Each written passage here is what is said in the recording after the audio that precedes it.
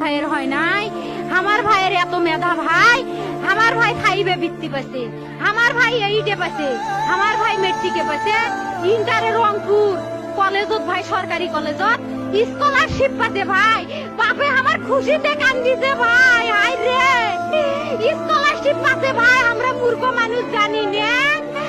এত মেধাবী ছাত্র ভাই, কি জন্য সরকারে মারার অনুমতি দিল ভাই, কি জন্যে? আমার ভাই রুকিয়া ভার্সিটি